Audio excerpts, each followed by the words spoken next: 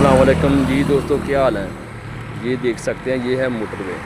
और ये जो जितनी भी गाड़ियाँ आ रही हैं ना, लाहौर, इस्लामाबाद, शेखुपुरा, पिंडी पट्टी की तरफ से आ रही हैं, तो ये आप देख सकते हैं कितना ही खूबसूरत मंज़र है। कितनी लंबी लंबी लाइनें लगी हुई हैं मोटरवे पर।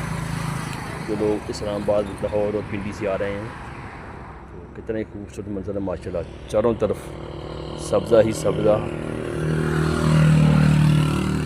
खूबसूरत ग्रीनी, और करीब ही एक गाँव दयालगढ़। और ये सामने भी मोटरवे का पुल है, ये आप देख सकते हैं। इस पर कारें, ट्रक, बड़ी बड़ी कारें, बड़ी बड़ी गाड़ियाँ की हैवी गाड़ियाँ जो आ रही हैं।